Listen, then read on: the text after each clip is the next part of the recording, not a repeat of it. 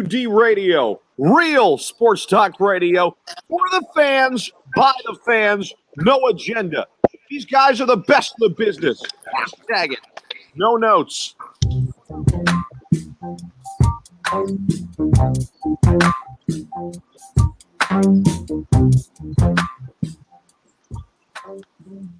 Welcome in, everybody. Another edition of the A2D interview series. You call it the COVID interview series because we're getting a lot of people at home right now throughout the last 3 months, and it continues tonight. We have two new special guests on tonight, Todd Herremans, Riley Cote. We'll get to them in 1 second. And Tom Arnone, Rob Povey, Michael Chromiak, Pete Evans. And we have two special guests. And we got a lot to talk about tonight. We'll get into CBD oil, all right, the benefits of it. Obviously, we'll talk about BodyChek Wellness with Todd and Riley. And obviously, we'll talk about Athletes for Care because Riley, co-founder Athletes for Care, did a little bit of that throughout the show. Fans, questions, anything you guys got, family, chime in, let us know. We'll read them off, answer as many as we can tonight. Get in a little flyers if we have time, and talk a little bird, obviously, if we got time to get to it, because I know we got questions. So we'll see where that goes. But our poll question brought to you by our doc, Make Him Yours. That's Dr. Paul Vidal, Specialized Physical Therapy, LLC, Burlington, Cherry Hill, Princeton location. Find them on the web, specializedphysicaltherapy.com. The Eagles could use Todd Herremans at guard. Agree or disagree? Let us know. Facebook, YouTube, Twitter, Twitch. That's where you can find us, everywhere you guys get your podcast. You can find us there as well. Like, subscribe, follow. You know the whole deal. Let's talk about it. Guys, thanks so much for jumping on with us. I'm excited to talk to you about all kinds of things I know I've been yelling about here on A2D for about 4 years now. And I'm excited to get guys that, you know, have witnessed some of the things that have been beneficial to athletes and sustaining longer careers and careers after their professional sports, collegiate sports, whatever it may be. So excited to get into all that with you guys. We'll get to the poll question first. Circle the room. We'll start with you, Todd. Do you agree or disagree the Eagles could use you at guard? Of course they could. I don't know if they can afford me at this point, though. We'll talk to him. Like 26 million. We'll talk to him. We'll see what he can do. He's holding it. Riley, what do you think? Absolutely. Look at this guy. He's in game shape. I'd love to get on the field right now, like with my new health regimen compared to what I used when I was playing. You know, it would be a lot. I'd be interested to see how much better I would feel on a daily basis. You know. Absolutely. That's the thing we're gonna talk about too. Pete, agree or disagree? Definitely. I mean, look, the number's already being warned. I mean, he can't use it right now, so might as well just dust that bad boy off and put it back. Maybe he can catch another touchdown pass and get another touchdown against Seattle or something this year, like he did back at 08. You never know. Got two of them. Pretty much half of Freddie Mitchell almost. This is facts. It's all facts. Chrome, agree or disagree? Oh, listen, I agree as well. I mean, he looks in phenomenal shape. And aside from that, you're used to playing with great quarterbacks. You played with Donovan. You played with Michael Vick. And Carson Wentz might be that next wave. I'd love to see you on that line protecting Carson. Absolutely. Let's go. No, I don't even want to ask you as a resident Cowboys fan here, fan of the A2D. I mean, I don't want to ask you, but I still will. Agree or disagree? You know, I'll say disagree as the true crumb that I am if I'm going to take on that role right now, because I don't want to see a man in good shape like Todd protecting Carson Wentz and keeping him upright. So I'll go disagree for that point alone. But also have faith in your team as is. You know, you have a lot of good players on your offensive line. They use the 11-year veteran on their line. Yeah, sure they could. Absolutely. All right, let's get to some of the questions. Riley, I want to start with you. We gave Todd so much love at the beginning here. You know, I don't want to leave you out of it. So after retirement, you've been a big advocate and co-founder of various different causes, such as MS, Athlete for Care, and Hemp Heals Foundation. Do you split your time amongst them, or is there one near to your heart? Well, I think originally it was Hemp Heals Foundation when I first retired in 2010. Yeah, obviously that was somewhat integrated to the MS component. My sister having MS, and really kind of jump started my activism in cannabis. And then I think the the hemp peels eventually evolved more into my time with Athletes for Care, just using the sports platform to normalize and destigmatize cannabis and just have a little bit more focused effort with sports and in that world. So I'd say Athletes for Care more so now, and then obviously BodyChek Wellness came around, so it's eating up more of my time as well. And real quick, before we get into anything else, obviously BodyChek Wellness checking in here. Looking forward to seeing you guys. We're here, and you guys can use promo code A2D for 20% off. BodyChekWellness.com. Guys, before we get into other questions, the one question to start it all off, just some of the things that you guys are doing there and getting that started, and some of the benefits of CBD oil that you guys have experienced, and some of the benefits of CBD oil that they have up on the site.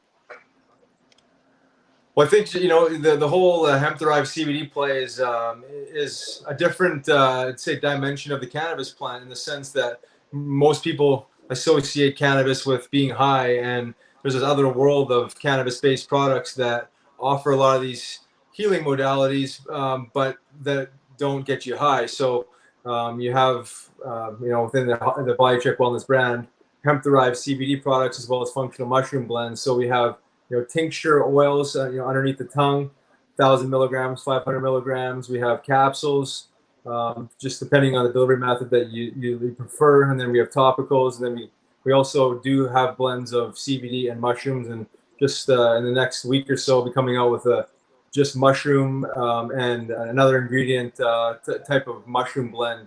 So just kind of hitting home the recovery component, which is managing inflammation, pain, anxiety, and sleep. And then with the mushrooms is more focus, clarity, endurance, energy. So it's almost like a pre-workout, if you want to call it that. So you got kind of a little mixture of both worlds, but we want to be all things wellness and not pigeonhole ourselves into just CBD. Makes sense. Yeah, I think when it makes comes sense. Now, it definitely makes sense when you think about CBD as being an alternative to what pharma is. And when we've seen through this whole COVID situation, how much that system is broken and needs to be rehauled, and we need to take a second look. So hats off to you both and for starting something like this, BodyChek Wellness, and being an alternative to what has been force-fed to us as a society, and knowing that there's other things out there that's natural and organic that can also benefit our bodies without having a debilitating effect over the long-term period. 100%. I mean, great minds think alike, Pete. When it comes to pharmaceuticals, it leads to such a world of addiction. We've seen it within the sporting world, outside the world, and some non-supporters of the cannabis movement says that it could do the same thing. Do you boys want to speak to that, either Todd or Riles, and addiction levels that could come from the use of cannabis as medicine? Well, I think that anything can really be abused. I mean, any substance can be abused, if not used properly, if not educated properly on the benefits that it has. But as far as becoming addicted to cannabis, is that what you're referring to? Just the naysayers have said that it could lead to similar addictions, and the addictions between opioids and cannabis are night and day, and anybody that's been in that world. So I just want to give you a platform, spike it up so you can, or set it up so you can spike it down. Yeah, I really just I've seen a lot of guys throughout the locker room throughout my career that have dealt with opioid addiction, and it's gnarly. It's not anything it's pretty. You guys are cold sweats, looking green, scouring the locker room for a pill before practice. It's I've never seen anything from cannabis derived by that kind of an action in somebody, so that's a hard sell for me. I've never had and the way I got linked up with cannabis or CBD in general was more after I was done playing. I was just tired of taking so many pills every day to feel normal, to go about doing my daily routines and stuff. And I just started looking to see if there was other, I've always had a relationship with cannabis, but I was looking to see if there was, something more to it than just something that I enjoyed getting high with, and Riley and I ran back into each other, and he kind of opened my eyes to this whole world of, the hemp-derived CBD products, the mushroom world, mycology, all the different things that are naturally, created by God, and that, mankind can use if we're able to break it down and isolate these products and study them properly. So absolutely, and so much study has gone into them over the years.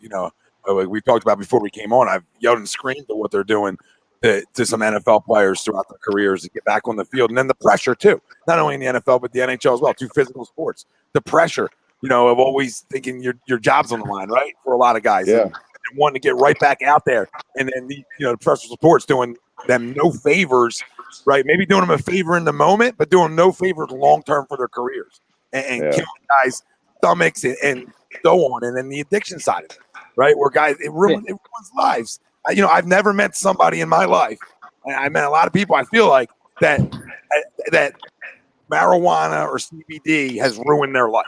I just haven't ran into that person. I'm waiting to. Yeah. So if somebody has, please let us know in the comments, because I still have not ran into that person in 37 years. So I can't count the baby years. So we'll say 32 years.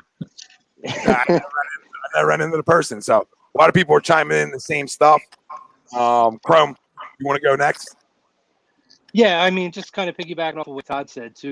I think it's a really valid point, and I'm not a big cannabis user, but I am a supporter of it because the more research that you do and the more you learn. I mean, on a high level scale, we just watched a documentary about another prominent Philadelphia athlete by the name of Roy Halladay, who ended up being addicted to opioids, and it ended up being a downward spiral for him. And I do think it's much more of a natural thing, and the evolution of it over the last few years as people have educated. I'm curious, guys, how you two specifically got linked up together. Were you guys friends at the time when you were in Philadelphia, or did you guys kind of become, acquainted after the fact, and how you guys, got linked together for this whole big cause here? Did Michelle introduce us? I think so. I mean, between Michelle or just the party scene back in the day, we crossed paths several times when we're still playing, and then just once we both retired, I think that Michelle kind of rekindled our relationship. But yeah, we definitely crossed paths several times when we were playing, and it wasn't. We weren't healing together. Let's put it that way. It was a completely different motive at that point in time.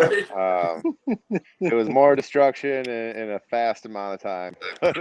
Right. It was fun, and you got to see the darkness before you can see the light. So it's been a very enjoyable experience being able to do both with Riley. You know what I mean? It's awesome. It's really cool. That's how, you're at all time Philly sports guys, linking up, and guys from other teams linking up, becoming friends. It's cool. It really is cool to see. It's why it's the best place to play in the world. I'll say, I'll yell and scream that one too. Todd, different question. I agree. What would you choose as more satisfying as an Eagles lineman? Not allowing a sack all season, or scoring a TD in Dallas on 3rd and goal from Mike Vick? Oh man, I don't know. I can't say I've experienced the not giving up a sack all season, so that would probably be more satisfying since it's unattainable for me at this point. But the touchdown was solid, though. The touchdown was a solid feeling. That's that makes you a folk hero there. Something big versus Dallas. This fan base is. You can go 1-15, but a big win versus Dallas. Not that any of them teams were like that, but just 100%. People are talking about McNabb. Just tell us. I used to call Andy Dad. I'm not gonna like I have my dad's here. My dad's around, but I used to always my boys were like, yeah, that's Dad over there. We used to call him Dad because we trusted him that much. And then McNabb was like our brother. That's how we used to say. So it was like a big family because we trusted them so much. Just how it felt for you to see Andy finally get over the hump.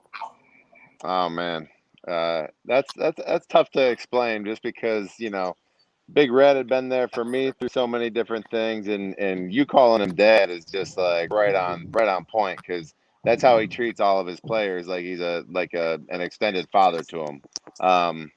And just seeing him come so close but never get over that hump, I don't think that there was any coach in the NFL more deserving of a Super Bowl championship than Andy, and it was just such a sweet feeling to see him get it, and I know how happy he was, and I know that He had a big old cheeseburger afterwards, and he was geeked, you know? He's the best. I mean, that's how I always looked at him, you know, and that's why when Doug got hired here, I mean, I was excited about the hire because it was bringing something, the closest thing we could bring to Andy back, just a different style, you know. Riley, to you, I got another one for you here. Being no stranger to throwing your God-given hands, did you ever square up with Ty Domi during Maple Leafs training camp in 2002 as a rookie hazing your sucks? And who was the dude you ever fought? I did not. He was actually on my team in the inter-squad game. But I do have an interesting story about that training camp with Ty Domi. So my first shift in training camp, I got over the boards, ran Travis Green. Darcy Tucker came after me, which is, he's not a heavyweight by any means. And I two-punched him. And after the scrimmage was over, I was in the shower. Domi was on my team, and so was Wade Belak. And I heard a bunch of yelling and screaming in the locker room. And when I was in the shower, I come out of the shower, and there's Domi and Belak escorting Darcy Tucker out of the locker room. Like, apparently, he'd come in there to try and fight me in the locker room after. He was just, just humbled, I guess, or not humbled by the experience. And his pride was a little bit bruised. So it was interesting. That was my first year pro. So, for me to make a mark like that and have that experience with these guys that I looked up to is pretty interesting. But yeah, I never fought Ty Domi. Toughest guy I fought Donald Brashear, George LaRock, Brian McGrattan. I mean, there's probably a list of 5 or 6 of them that are legitimate heavyweights, but certainly no easy fights, even the smaller guys. It's nice that Ty Domi has security, especially you. Yeah, exactly right. The biggest head in the league. Yeah, he's there. Yeah, talk about enforcers. Those are 2 good ones, Ty Domi and the man down to my lower left here, and Riley Cote. Boys, first of all, both of you, thank you for your time. Thanks for doing this. Riles, I want to ask you to describe the true nature of the enforcer in hockey, and are those days gone forever? And if so, do you miss them? Yeah, I would say they're gone forever, the true nature of the enforcer. We went from the Broad Street Bullies era, to the 80s, and every team had a legitimate heavyweight or several of them, even 90s. I think it started phasing out after the instigator rule, even though even in my era there was still a role for a legitimate enforcer. And I think it was soon after I retired in 2010, maybe 2011, 2012, where I think there was hardly any teams left carrying a legitimate heavyweight. So, I understand the game's evolved. It's a higher skilled game. But I still do believe there's room for accountability, so maybe not necessarily the enforcer role, but guys need to be able to self-police themselves because God knows the refs can't do it. And the game is just too emotional. You got grown men fighting for, space and fighting for a puck and emotions get high. And so to put it all in the hands of the ref, and hide behind the rules, what you're seeing now, more of these rats, more cheap shots, more concussions than ever. To me, accountability is an extremely powerful thing. And once you remove it, you just open up these cans of worms for guys to just misbehave, and then they act like the tough guys. And then, then the special teams back and forth. And, so there needs to be a hybrid of both worlds. Yeah, I understand Broad Street Bullies or bench clearing brawls is no longer acceptable, and we've evolved past that. But to have some of these guys run around like they do, Brad Marchand licking guys and doing some of the stupid shit that's happening, like it would never happen back in the day with Tony Twist and Bob Probert floating around there, because there's a respect, there's an immediate respect, and accountability is a powerful thing. But long gone are the days of the true enforcer. But I'd like to see a hybrid of a say a Ryan Reeves, be the toughest guy in the NHL right now. He can play, a guy like Zach Ronaldo can play, and he's not a heavyweight, but, a few of these guys still floating around. But I think they're only fighting three to 5 times a year. But back in the day, I think, we're averaging 25 to 30 fights a year. So different animal, but I still feel the element of self-policing and accountability shouldn't go away in hockey. Societal pressures, man. Societal pressures. Yeah, right. Exactly. Insurance companies are pressuring them, and obviously media. It's easy to jump on the bandwagon of remove fighting, and then you'll solve the concussion issue. I think they've proven that 4% of all concussions come from fighting. So that means 96% of concussions are coming from body checks, cheap shots, whatnot. So, it's hard to quantify, but when you bring in that element of self-policing, there's less cheap shots naturally, because who wants to fight Donald Brashear and George LaRock and these guys, right? I mean, I certainly didn't want to, but I had to. Now there's no longer that.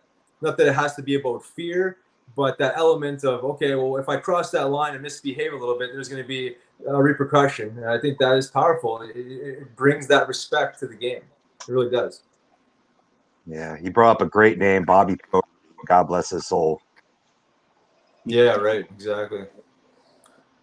He lived hard. Rouse, what was it like in 2010? You retired and you kind of immediately went into coaching. So how was that transition, and to have to make such a quick turnabout to do that, to kind of change your mind frame? What was that like for you? You know what? It was actually pretty easy for me, believe it or not. It was mentally, spiritually, I wasn't in a great place. I had another year in my contract, and I forfeited and got out of playing and got into coaching.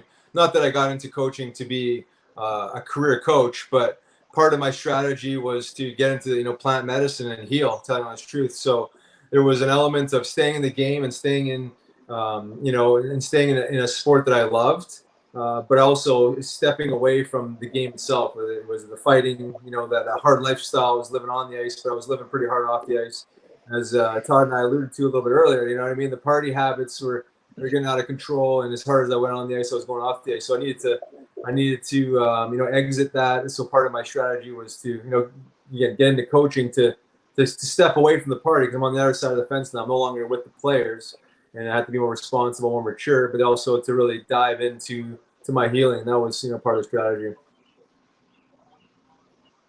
Cool. So Todd, when you mentioned that your health regimen now out of the game, if you could have it when you played from 05 to 15 after graduating from Saginaw Valley State, how much longer do you think you could have played? And the benefit, if we took the stigma away, we could enter into all sports today, would we see athletes play longer and at a higher level with less injury?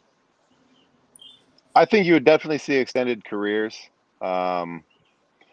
So there's two parts to that. There's like my health routine now, my supplement routine that I use now, my mindset, and then there's just the whole maturity thing. Not going out and howling at the moon till 5 a.m. every weekend. Like, I don't know if I don't know. There's parts to me that I feel like you have to have that craziness to be so volatile at that level. I don't know if I would have succeeded not being as, I don't know what the word I'm looking for is, unhinged, unpolished. If I was more groomed, healthier, I would love to have been healthier. But I don't know if I can pick and choose parts of it. You know what I'm saying? Like, I think you get the total package of the meathead in the locker room, but he also is the same guy that goes and spends $20 at a dollar menu at McDonald's. You know what I mean? So like, I would love to see it all balanced out and like all pointed towards health and human optimization. And that's kind of where I feel like the maturity level kicks in, and that's where I'm at now in my life. And I think a big part of that had to do was when I was done playing, when they forced me out. I wasn't done, but they forced me out. I say thank God now, because I had my daughter that same year, and I transitioned straight into being a dad, and like so much of my thinking went into like human optimization for my child, and then I was like sitting there, and that's kind of when it clicked for me, is like, why do I want to optimize my child's longevity of her life and stuff like that, or my son's, if I'm not doing it for myself? And then it's just kind of a whole like, self-examination, and then that's just kind of, So to answer your question, I would have loved to get it all pointed in the right direction, but I just don't know if I could have it that way, Yeah, I mean, listen, when you guys play, you're still young, so you can't forget, like, all athletes in the moment are young. What was I doing before 30? I mean, what were we all doing before 30? We're having fun. And then you're tossed that lifestyle as well, and like you said too, for both sports, it's hard for athletes just to turn it off, especially when it's aggressive, when you're aggressive, when it's constant contact, physicality. We talk about it all the time. It's hard to just turn that off for guys. So you're right. Like, that's who you were in the moment, and that's what made you the player you were, essentially. And then as you get older and you get away from it, then I think we all look for ways to be healthier. That's why I'm Riley. A ton. Hey Riley, Yes. he was talking about turning it off, and one thing I just can't wrap my head around is like I've heard you speak a million times now, but talk a little bit about how you had to gear yourself up to fight anybody every day, and then sometimes it wouldn't even happen, and then you'd have to shut it off, because I can't wrap my head around the position of an enforcer. At least I was hitting somebody every play. You know what I mean?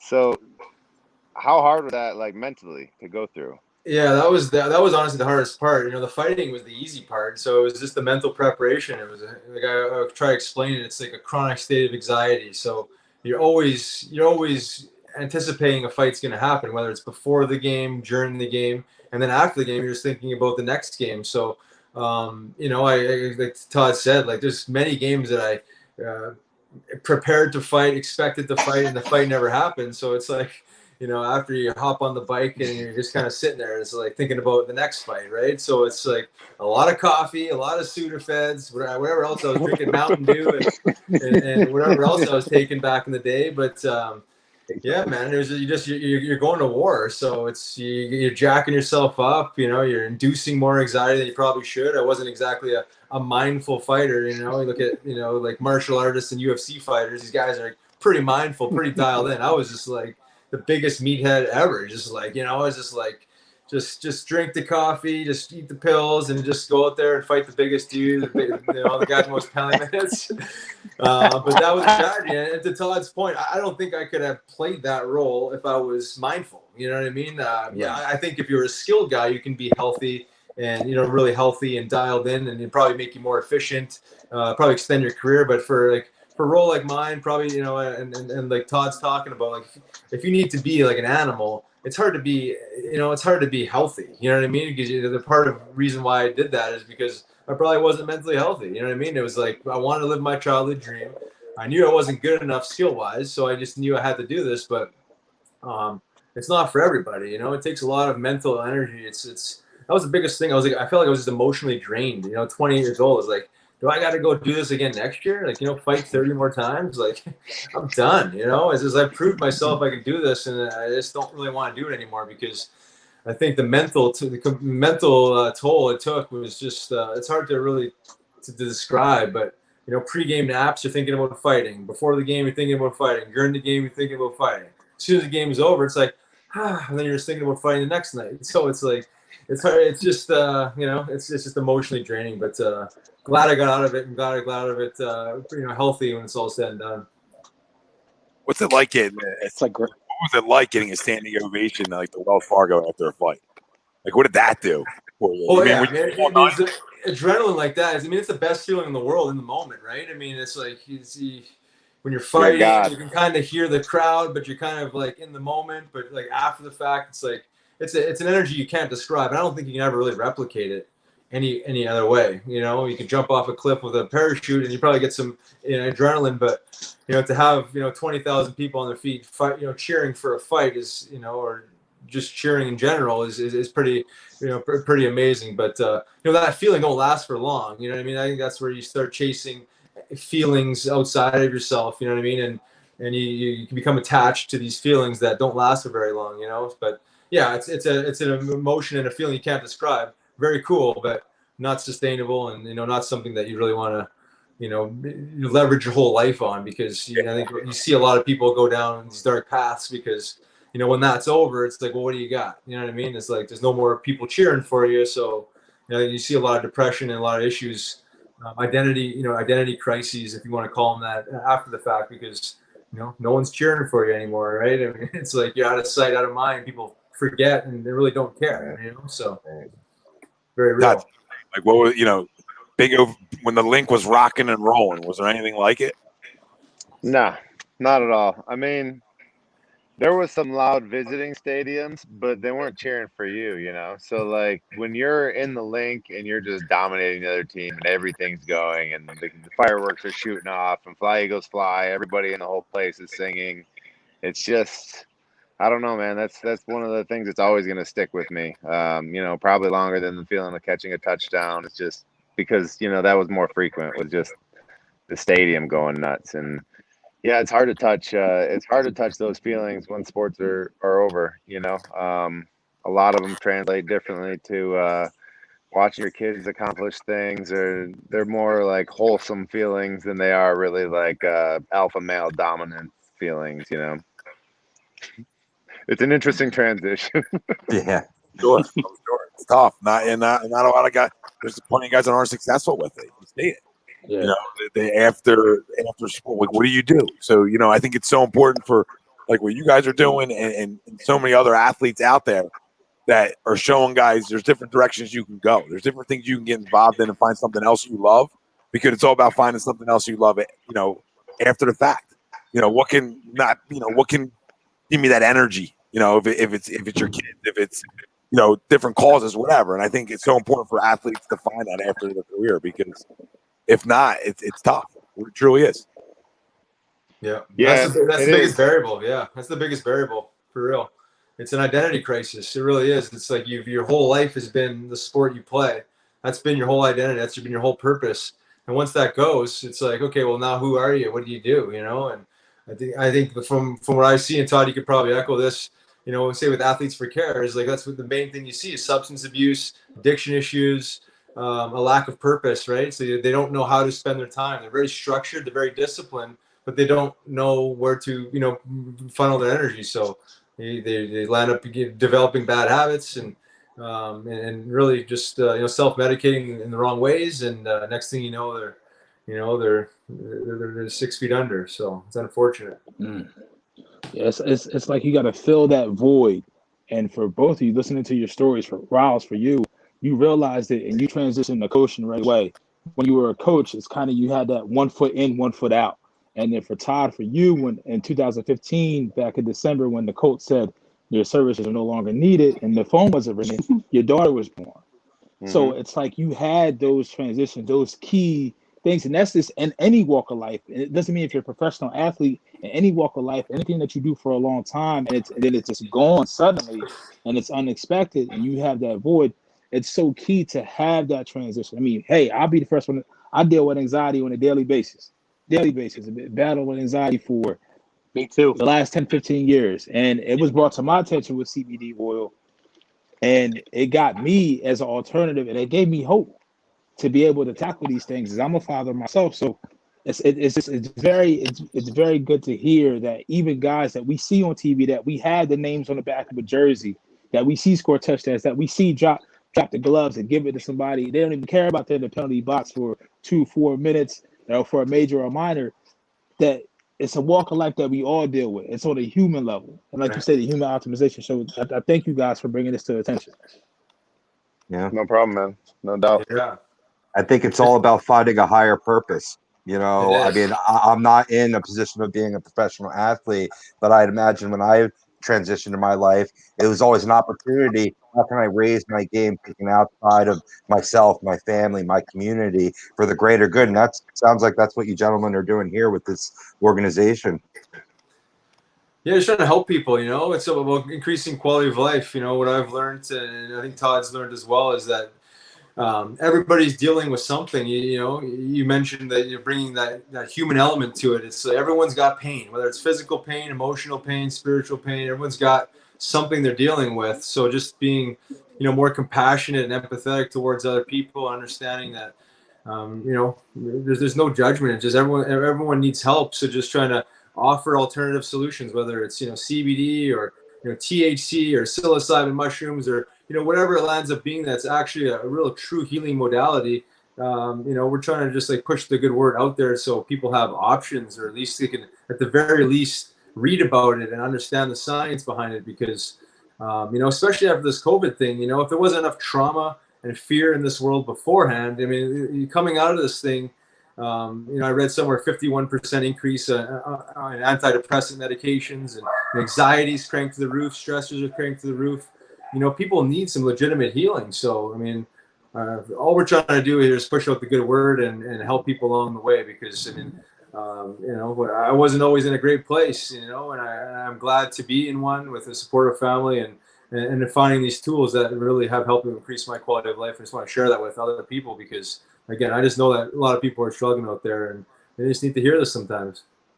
And the actual facts, a lot of myths out there. We talked about that a little bit pre-show about something I had heard about CBD in terms of ill effects towards the liver, and you were saying that you hadn't heard that, or that's not true.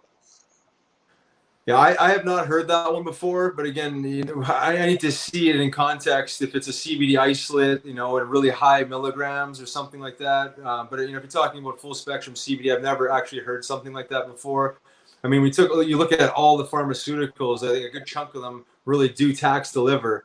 And you look at these plant-based alternatives, I think that's the beauty of these, is that they don't. But, there's always people trying to debunk things that work, whether it's pharma companies, lobbyists or whatnot, you know what I mean? So you have to be realistic with where you're getting your information from. So it's always important to read both sides of the story and make an educated decision. But I mean, when you see the politics in medicine and you learn about cannabis prohibition, cannabis was, the number one ingredient in all medications back in the day for 100 years. It was the ingredient in the U.S. pharmacopoeia up until it was illegal. So the science was always there. We already knew there was a great pain management tool and a great sleep aid and a great anxiety management tool, but unfortunately it interferes with the pharma model, right? I mean, they synthesized THC 15 years ago and they called it Marinol. It just don't work the same. You know what I mean? So pharma just rips off Mother Nature and then they patent it and then they make a lot of money, but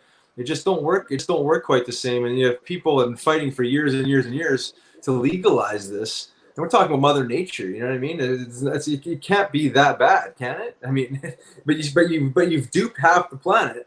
And here we are. We're banging the drum, pounding the pavement, and just trying to raise awareness around this. That there is a better way out there, and it's kind of reconnecting to Mother Nature. It's just getting back to our roots. We always used cannabis, forever. I mean, it's the number one healing modality on the planet. So we just got to, remember where we came from and understand the simple truths and reconnect, really. Amen. Yeah, when big pharmaceutical companies realized, how's Colorado made how much money? Then right. All right, we'll dabble with this, and we'll make it legal now because it's gonna line our pockets a lot more. Which, I think we'll all take as a society, because I think we've all said it here.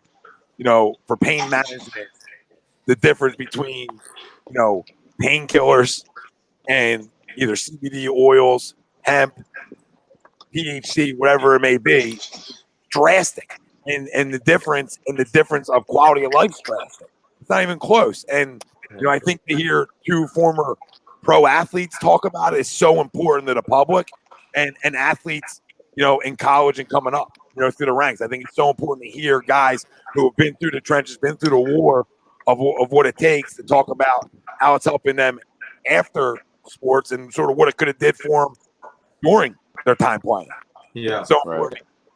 And then I wanted to mention too, we talk about opioids as, a real true, just devilish type of addiction. But I mean, you look at alcoholism. I mean, it's, I say the hockey world is ingrained in booze, but I mean, it's an inconvenient truth. But I mean, alcohol is equally as bad. You can actually die from the withdrawal symptoms of alcohol. So I mean, you look at these tools that people, I say tools, and people lean on these as tools. Self-medicating with alcohol. Between alcohol and opioids. I mean, I've seen an Ambien. I think that cocktail, and at least in the hockey world, I'm sure Todd's seen that in the football world. I mean, it's a destructive combo. But we seem to think that it's okay to go to the bar and wash down our prescription drugs with alcohol.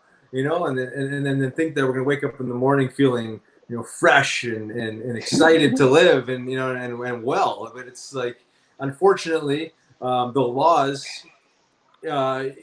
created that, right? I mean, you have a legal substance like alcohol, you have legal medications like synthetic heroin, and when you're in pain, where do you go? It's either you break the law and you use Schedule I drug like cannabis, or now a legal hemp-derived CBD product, or you use, a destructive substance like an opioid or alcohol, which, I mean, it taxes the brain, dehydrates the brain. It's highly addictive. I mean, you see alcoholism. I mean, we don't even talk about it. We talk about the opioid crisis a little bit, but we don't talk about the alcohol and addiction crisis because it's an inconvenient truth. I mean, people don't want to hear it, unfortunately. And I feel like I got to be the bearer of bad news. But I mean, if you want to be honest with healing, you got to be honest with tools that are increasing your health, and then the tools that are affecting your health in a negative fashion. So we've seen it all. I mean, the booze, man. I got swallowed up in that in the party, and I'm not saying there's anything wrong with having a glass of wine or beer now and then, but I think the challenge is most people don't just have one or two. You know what I mean?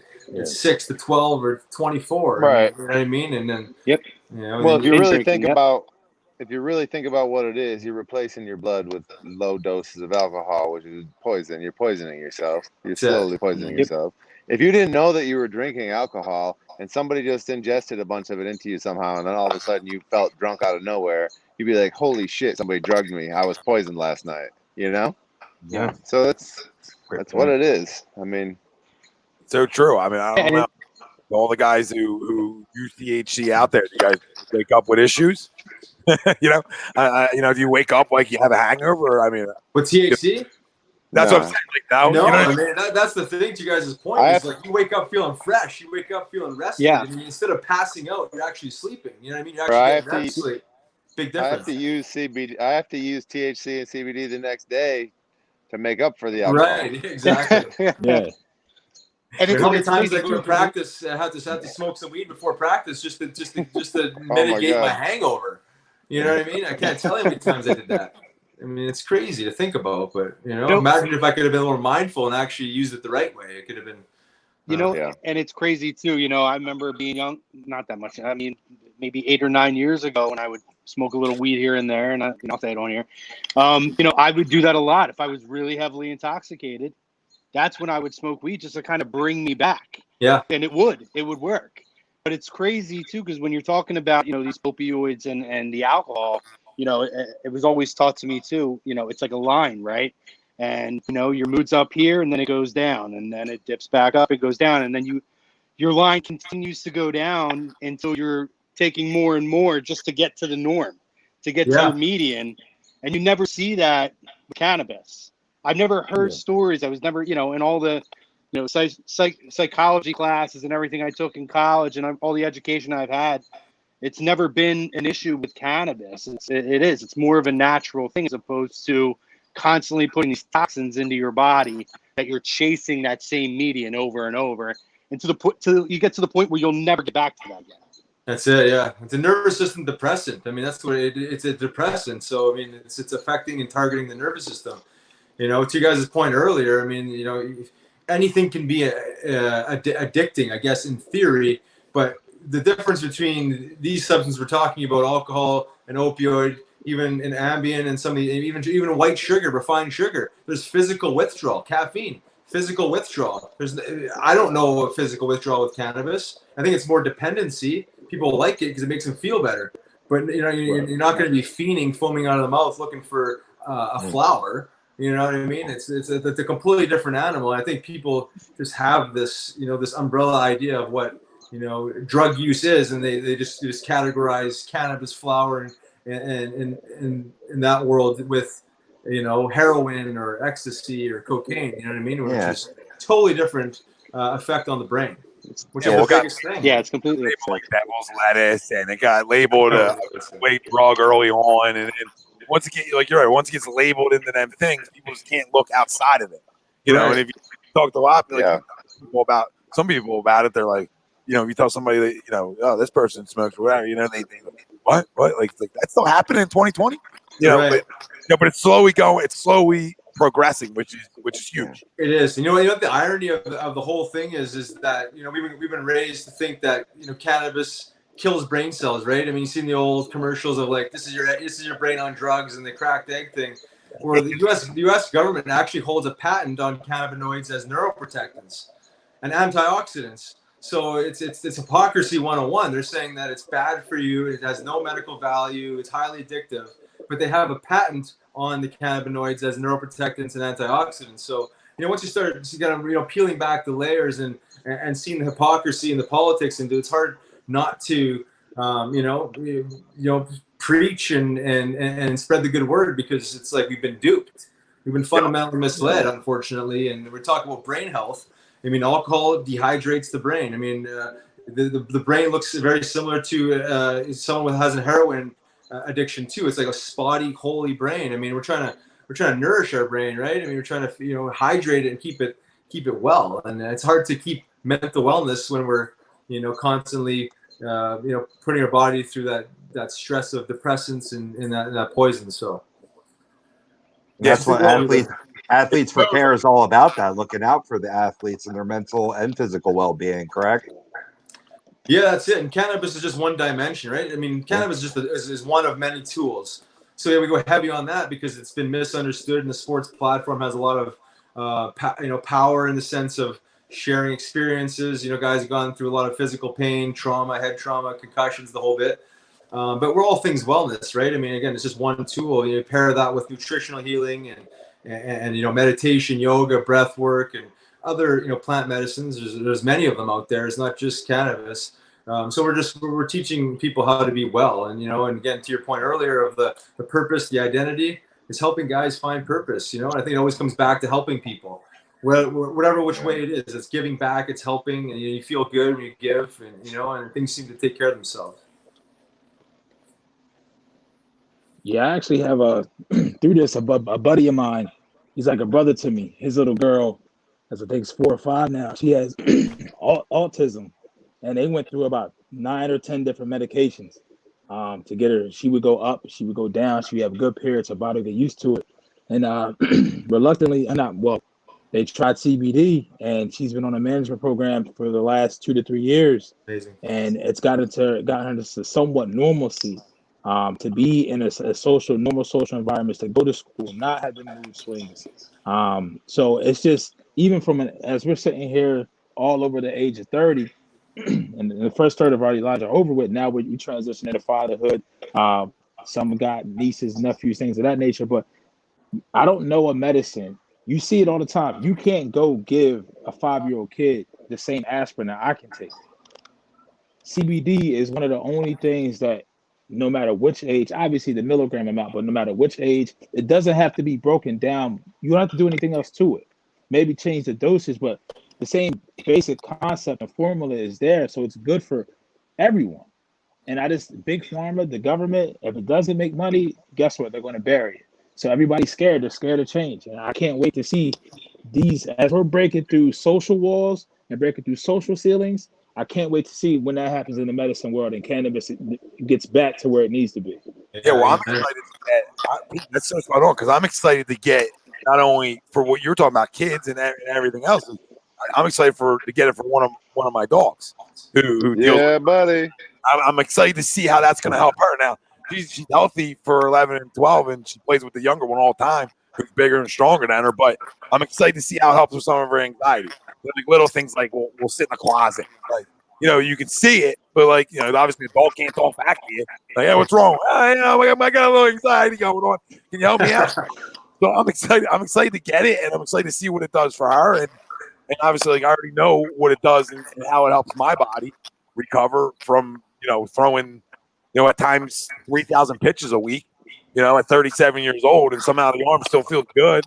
No comeback talk, but it still feels good. So, I've seen what it's done for my body. So, I think when people can speak about how it's helped them, I think it's also, is the key.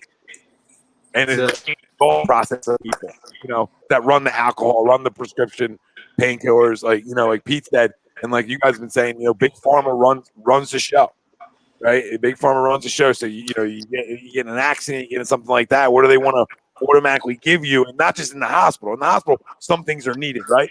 But absolutely. What do they want to start prescribing the day you get out? Like it's done to my father all the time for the back surgery. Oh, we'll give you a month full of painkillers. My dad's like, I'm good. I don't need them. And he's an animal. He'll be out umpiring the next day. But, but I've seen it. You see it firsthand with so many people, family members, whoever. It's like, oh, we'll just write it out. Here you go. Here's 30 more days. So after them 30 days, how many people run run and try to find it again. It happens all the time. It happens all over America, and just not prescription painkillers, alcohol, like you guys were saying. And it's good to continue to raise the awareness that there's other options for your body and your mental health. Yeah.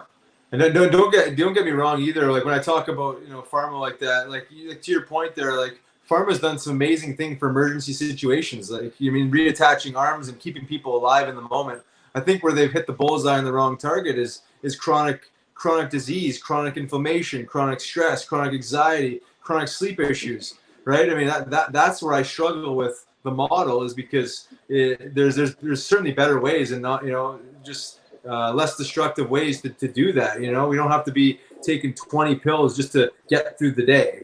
I think if you pair these tools with, some self-care and, reel in the diet a little bit and take some time for yourself, these things can be really, really impactful. But, to put a pill down someone's throat every time you got a little bit of stress or anxiety, I'm not sure that's sustainable long-term for people's health.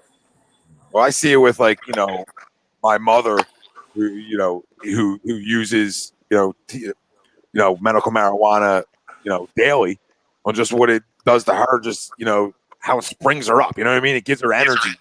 Allows her to continue to do all the things she wants to do, like nonstop working. You know what I mean? So it just allows the rebound constantly. And you see it compared to all right, I got my whole bottle here of Monday, Tuesday, Wednesday, Thursday, Friday, Saturday, Sunday scripts, and I got to take 10 things Monday, and then Wednesday's 12, and it's just a mess. When you can them in and maybe take one, and maybe you need to call maybe a pill for cholesterol, okay, but you know what I'm saying. So yeah, sure. There's just better options, and it's cool to talk about. It really is, because it's something that I've been passionate about for a while. That I was yelling and screaming about professional sports finally changing over, and figured if I yell and scream about it enough, maybe somebody will listen. Well, I'm glad that they're finally realizing, in the NFL and other sports, that, hey, there's a place for it here. There's a place, and it's not too late. Yeah, I want to piggyback off of that. Ask Todd and Rouse too, if you could chime in here.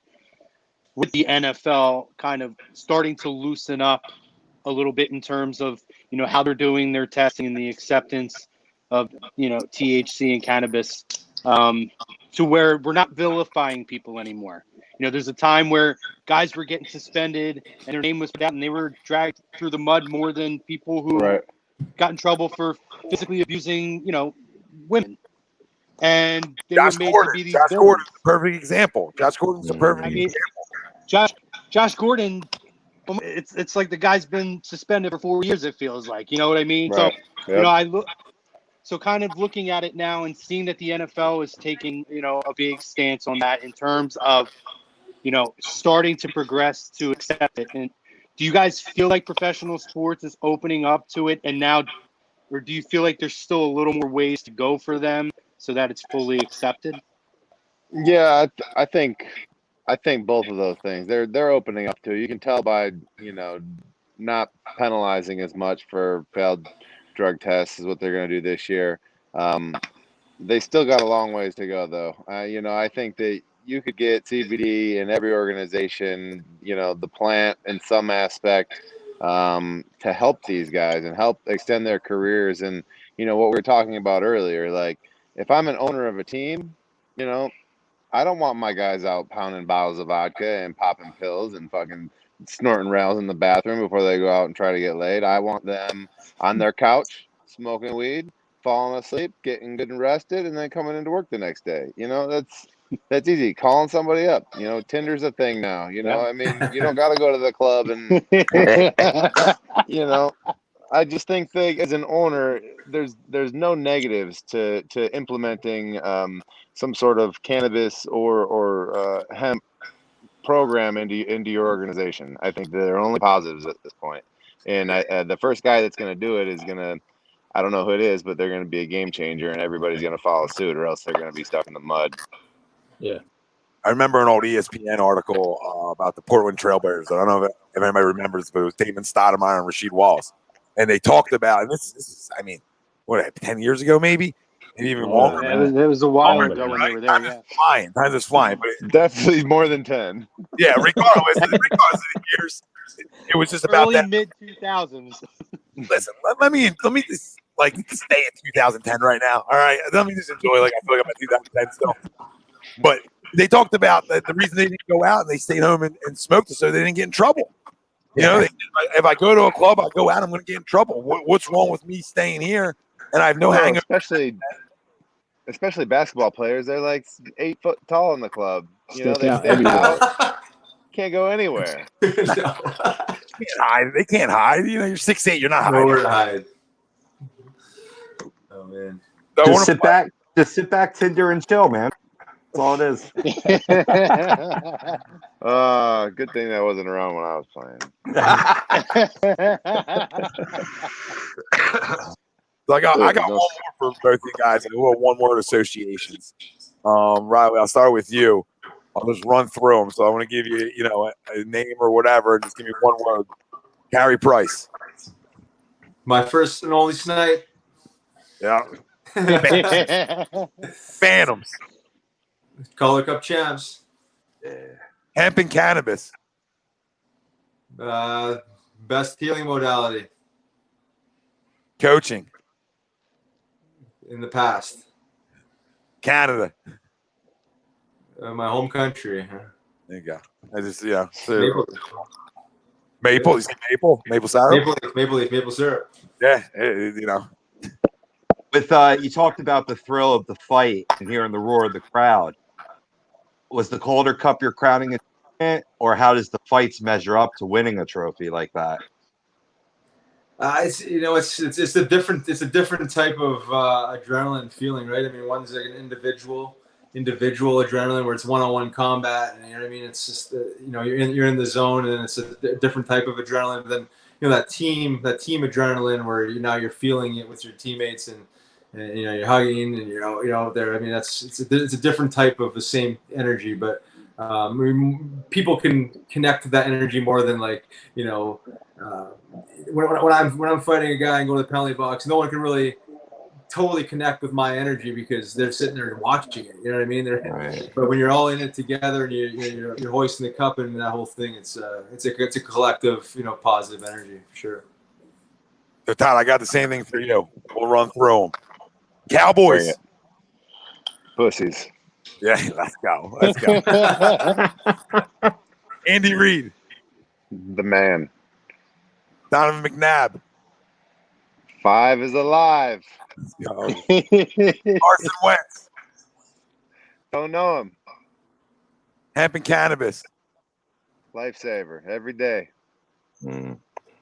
Philadelphia Eagles fans. The most passionate, loyal fans on the planet. Let's go. You need to know, pulling right everybody's heartstrings. Hey Riley, I got a question for you real quick. Do you have like a personal fight record that you kept to yourself or anything like that?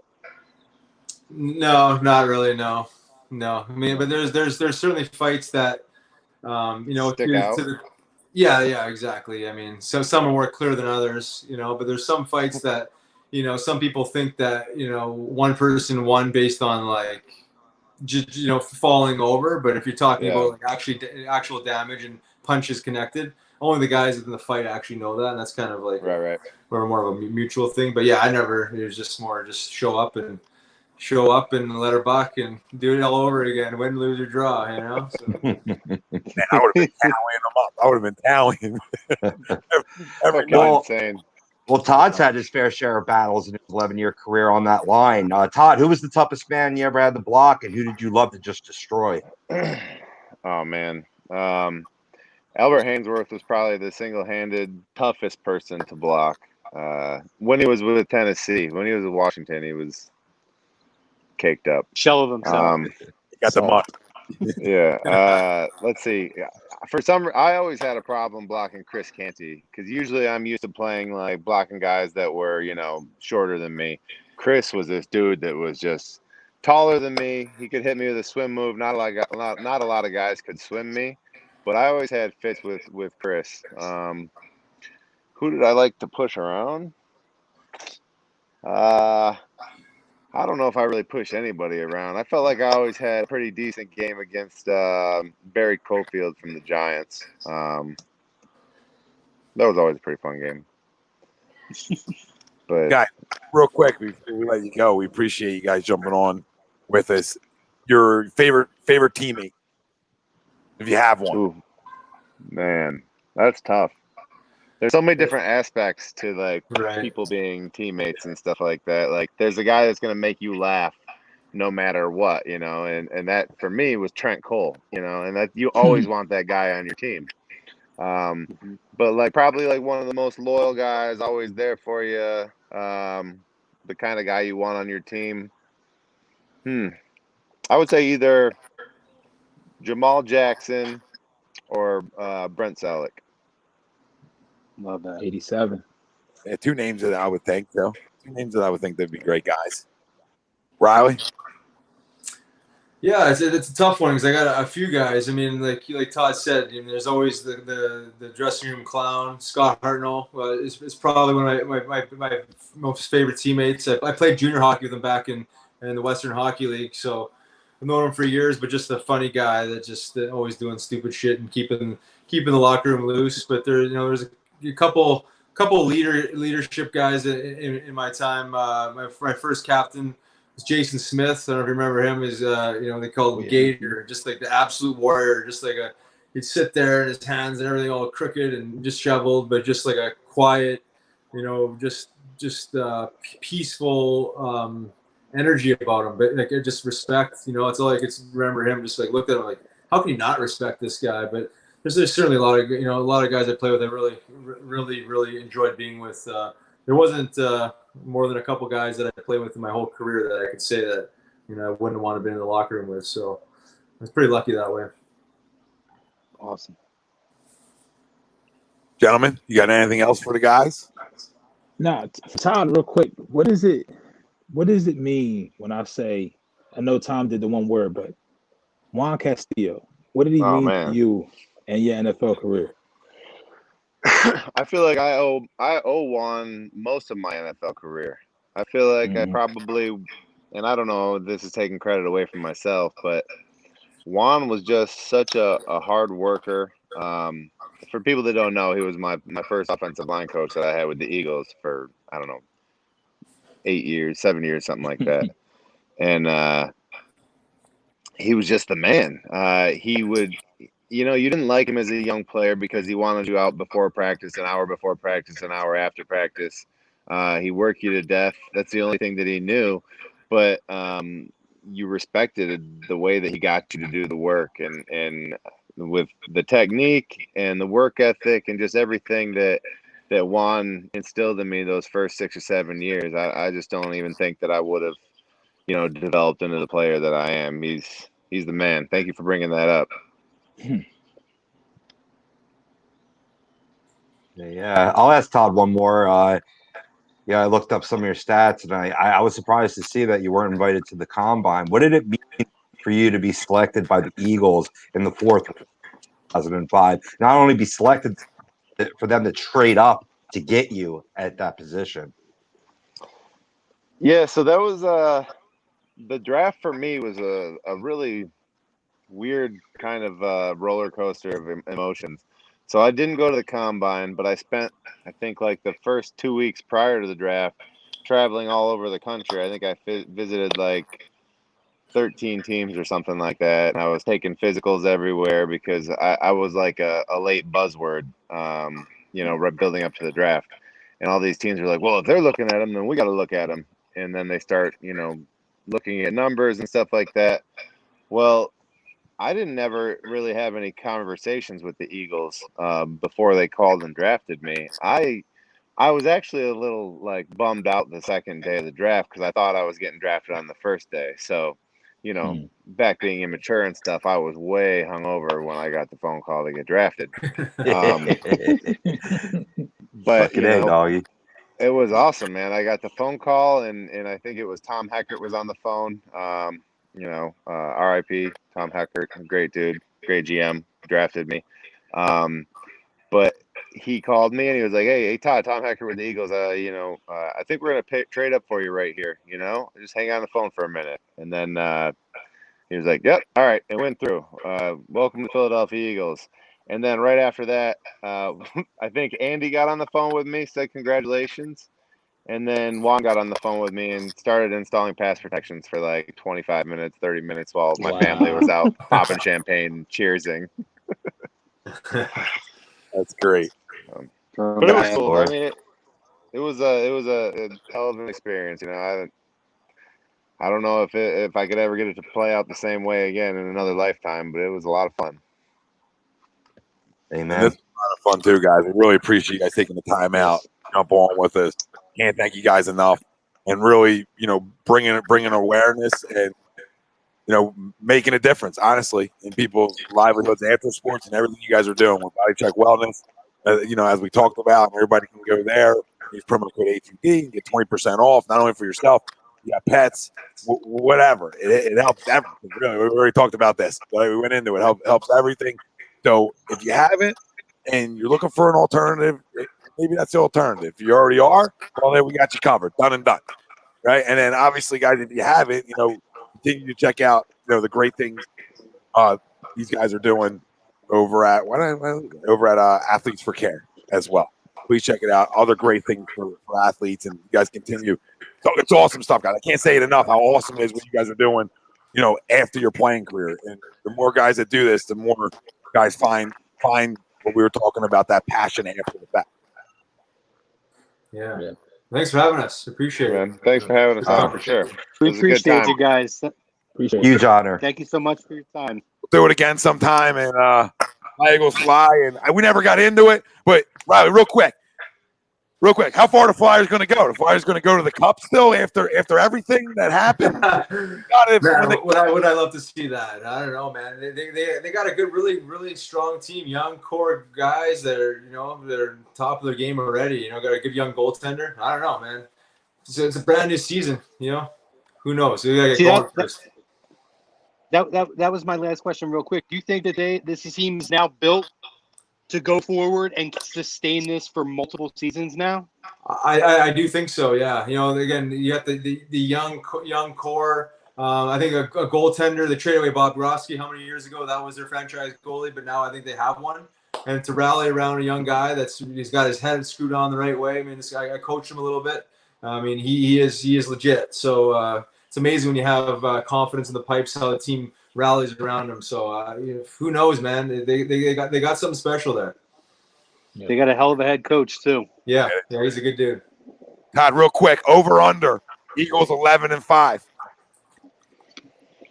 Under, but not much. All right, still win the NFC East though. 10-6. I'll take it.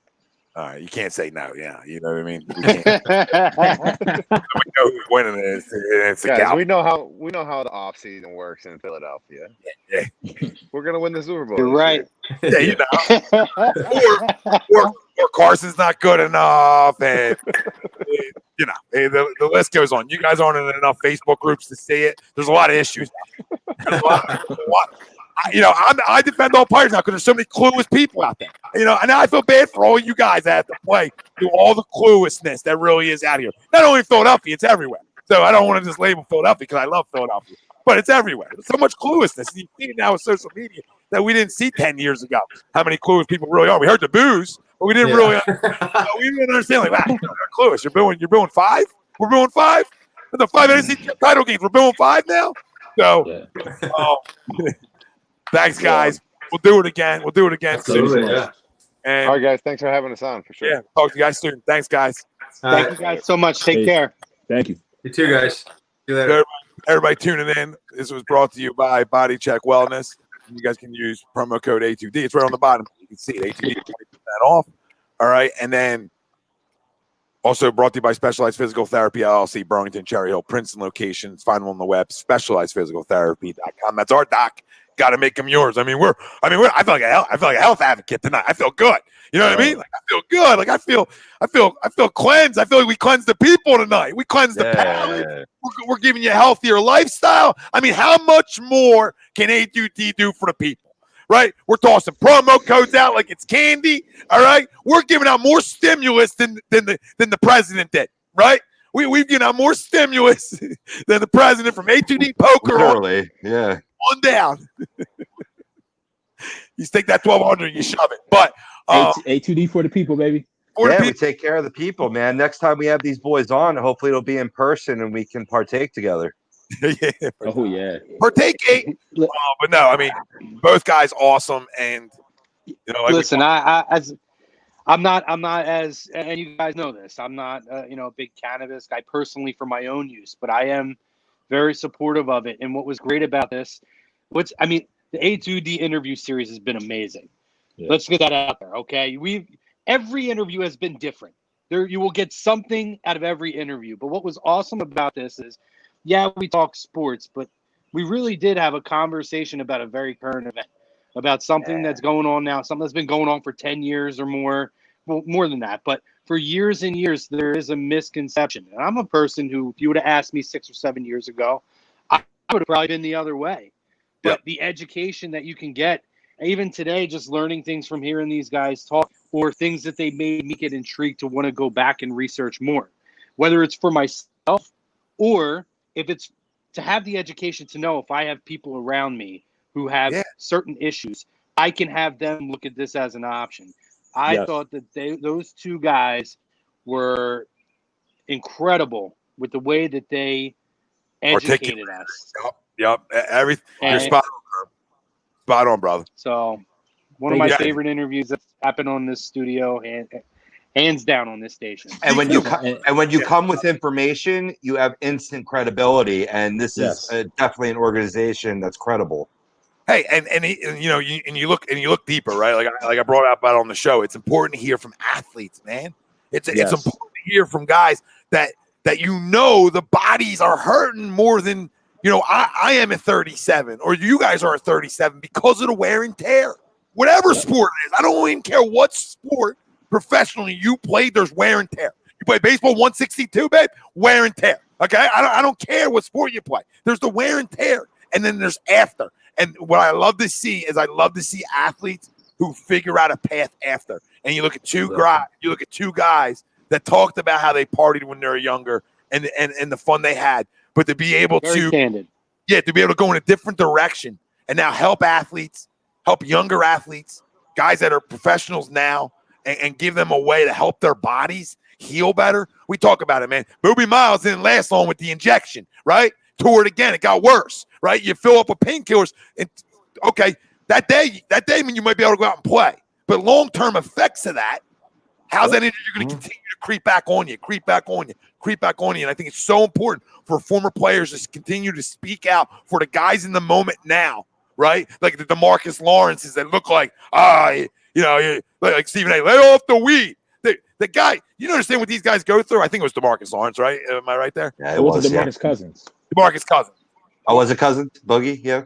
Whatever. It was. I think DeMarcus Lawrence has been suspended too before. So I don't think so I'm in the right path. Doesn't really matter. But it's like you don't know what the day after is for these guys. You talk about professional football players that can't walk on Mondays. All right? Nobody knows it because we all think they're computers. We all think it's computer-generated games here. It's not. It's real life. It's a real battle. It's real hits. All right? Like grown men running 4 threes at you and laying you out. Right? So how do you recover better? Right? And I think we're not slowly, because a lot of us already knew, but we're hearing more and more players, right? And now you're seeing the impact from the tops of the leagues, right? You're seeing that because they know they can call it their pants down, right? They know their pants are down, and more guys are going to the BodyChek Wellness, right? To be able to have CBD oil, hemp, right? And then obviously the THC effects on how to help. And then they were talking about how using different ones help for different things, and it was really candid. And I think everybody got a ton of information tonight, and we're not promoting, kids under a certain age doing this, right? We're not what we're doing here. So let's be clear. We're talking about college athletes. I'm talking about college athletes and up, right? Yeah, that's it. That are coming back from injury, different things. Don't let them sign the script. All right, mommy, daddy, don't let them sign the freaking script. Is the point. All right, that's why lives are being ruined, and I'll continue to be an advocate that if you think painkillers is the option, you're an idiot. You're an idiot. Yep. It might be the option for your hospital stay, honey, and then it ends. It goes away. Stop ruining lives, right? Stop ruining lives easily. How many people do you guys know affected by a little hospital stint? And then next thing you know, they're injecting heroin. We see it all the time. And I don't mean next thing you know. Chasing. What does it turn into? Chasing. You're chasing the high. It's not that, and for what? And that's chasing a race you're never going to win, bro. You're never going to win that race. Oh, absolutely. It's not once tonight did recreational use come up. Nope. Not once. We're not talking Not about once. Whatever you do at your house, you do at your house. We're talking about rebounding and from pains, right?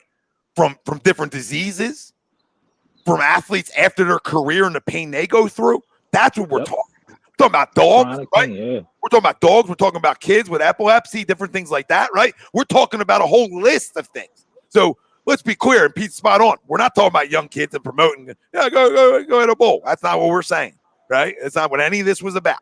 This was about athletes and people that really need it and the change it can have for their lives. That's it. Yeah. Yes. Yeah. And listen, them guys were the two goats again, man. I can't say enough. The guys that came on these platforms, all these athletes, and you get to know these guys and you get to talk to them. I'm amazed. And it opens up, I think, all our level of respect for all athletes, right? Well, the more you interview them, the more you talk to them, these are just guys, man. They're just like us, right? Yeah. They're just like us. They're trying to figure out what they want to do next, like every one of us, right? Pants one day at a time. But if you notice when we brought up a higher purpose, how both of their eyes lit up. And that's because not only is that a mission of theirs in terms of helping athletes find that higher purpose in the most pain-free way possible post-career, but they themselves are living their higher purpose by advocating the use of cannabis and CBD oil. So I think that was the big takeaway I had from this interview. Just guys, find your higher purpose. I want to say sorry to the family too. We didn't get to read them off tonight, and sometimes that happens. Especially with four of us already on here, and obviously the two guests, it gets tough. That's why we like throwing them up there. I know Todd and Riley saw them all. I seen them smile to some of them. So you definitely were seen, fam. No AM and the PM in the fix tonight.